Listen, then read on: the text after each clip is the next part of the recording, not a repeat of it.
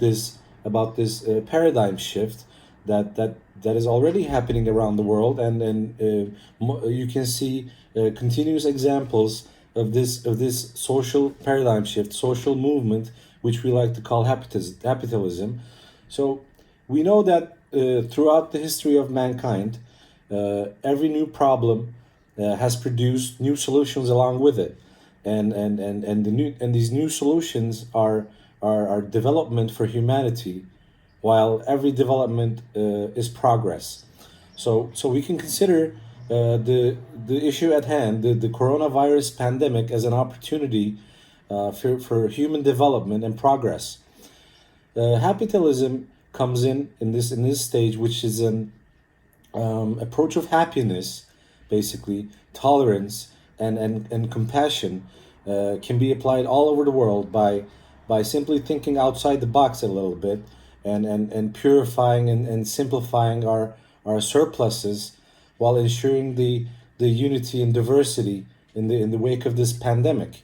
What better time? I mean, constant skirmish around the world will not end, and the unity and diversity cannot be possibly ensured on a planet where defense spending is around $2 trillion a year, and where nearly $12 trillion are spent on weapons due to conflicts in the Middle East alone in the last 20 years. So also on a planet where the wealthiest 1% has more than twice the wealth of the 6.9 living people. This shows us that equality is continually deteriorating. On the other hand, the question is, although the middle income trap is still in place, can prosperity and happiness goals be achieved in many countries? So unless national leaders decide to make a paradigm shift, the world could face a higher cost of epidemics or pandemics in the future. And in this respect, we cannot solve the problems of the 21st century with old concepts and with the incorrectly written text of today's economic books, aimed at consumerism of capitalism mainly. So we have to kind of break the routine, and we must start by wiping out the wrong and unnecessary information, and as well as impositions of globalization and capitalism from our minds. Happiness comes in here as a guiding ideal in politics, which was expressed back in 1776 in the United States Declaration of Independence, written by Thomas Jefferson, officially declaring to the people of the U.S. that provision of happiness is a universal right. So Happytalism proposes a new humanity-oriented model that aims to repair the non-functioning aspects of capitalism, with the aim of ensuring happiness on a global scale after the coronavirus pandemic. It is an approach for solving problems such as poverty, inequality, mental health, climate change, discrimination, freedom, or even unsustainable economic growth. So in addition to this, it is a new economic and humanitarian development system as a whole, which foresees a completely new world in the middle to long run. It does not aim to replace necessarily the income-based measures of happiness, but to complete and reassure these wider measures towards its achievement. In order to improve these steps, they must be accompanied by changes at the policy level, even though some have already been undertaken around the world, as I mentioned before, by many countries for ensuring happiness around the world. Governments should support rural economies for their further development, and give them an opportunity at least to establish their own businesses, their own social businesses, within the same social business framework inspired by Happytalism, the concepts that we follow. So a Happytalism governance structure to be created in a country will contribute significantly to the further development of that country, essentially, since the creative management of existing and future country resources are crucial to the support to the objective of functionalization of happytalism. And we can clearly state that happytalism can have an important effect in ensuring happiness as a humanity development paradigm that puts the priority of happiness and prosperity and freedom at the center of the economic and social developments and all life, basically. So it emerged as an appropriate development paradigm in Bhutan, originally, in the Kingdom of Bhutan, and adopted as the general philosophy for guiding the future development of the country. And its aim, the aim of happytalism is to achieve a balanced development in all necessary aspects of life. It has gained momentum outside of Bhutan since then in many other countries, as I mentioned, such as the U.S., the Philippines, Thailand, Canada, UK, China, you name it, France, and these this network of countries and institutions that do not see GDP as the only criterion for economic success, and try to develop other systems to measure social, economic, and environmental factors began to emerge as a result. An alliance of happytalism, also known as Well-being Economy Alliance, exists today between New Zealand, Iceland, and Scotland. Um, so to talk about the strategies a little bit, they need to be effectively implemented in order to basically ensure the sustainability of the concept of the process in a country, and contribute to the happiness of individuals.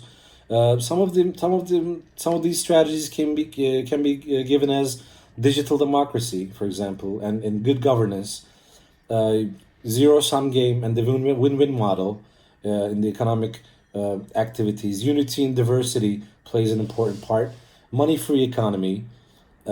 Instead of globalization, localization, and rural development.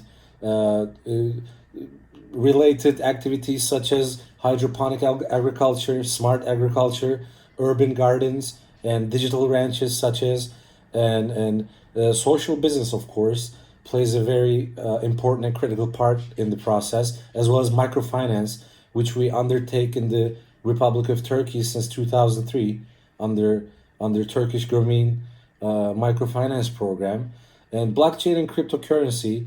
Um, uh, it's been the buzz for at least the last decade now. Shows a lot of promises in this concept, as well as basic income and food banking, and waste prevention as a whole in all aspects, following the 80/20 principle, and of course giving back some kind of benevolence. If you make money, if you're a billionaire, if you're a trillionaire, give some of that back to the society, so everybody else can advantage from it, and get a head start or living opportunity at least. You know, it's always good to give back to the society. To sum it up, to sum up the whole idea of capitalism, it's basically, as I said, is a paradigm shift, is a new paradigm to save humankind. Therefore, after the coronavirus pandemic, it's been proposed as a new economic approach, which will achieve global happiness and well-being on all life by 2050. So it provides feasible solutions in our time, where global problems faced by humanity are direct result of materialistic perspectives of waste, hunger, poverty, inequality, wars and conflicts, discrimination, global pandemics, and climate change are happening, as well as in the aforementioned paradigm of capitalism. It's a new economic system, uh, totally outside the box, socio political philosophy, and the paradigm of human development, humanitarian development, that places the priority of happiness, psychological well-being, and prosperity, as well as freedom, at the epicenter of human development and all life. This is basically it. Yeah, this is my presentation. Thank you, Mr. Pati. Yes. Um, Thank you for listening. it was a very nice presentation. You see, capitalism has certainly contributed to the improved standard of living and made many people rich. But then, still, I guess there is no study aiming at how capitalism is related to happiness of people. Yes. This pandemic has shown that you may have money, you are a rich person, but still you are not happy as somebody went into hospital and eventually had to leave this world. So, what actually capitalism contributes to the question of happiness is still to be seen. However, as I see it, social business is actually is aiming at having a decent living, not necessarily to be rich, but to contribute to the society, to the humanity, and thereby also be happy as a social entrepreneur. So, capitalism perhaps could be the target of social business. Yes, of And course. Yes, of course. Yes. And I would recommend that we should have many more research in this area. Yes. Thank you once again. Yes, no problem. Thank you. I would like to invite the last speaker. Is he here? Yes, I am here. Okay, please go ahead. Thank you. Let me share my. Gaura.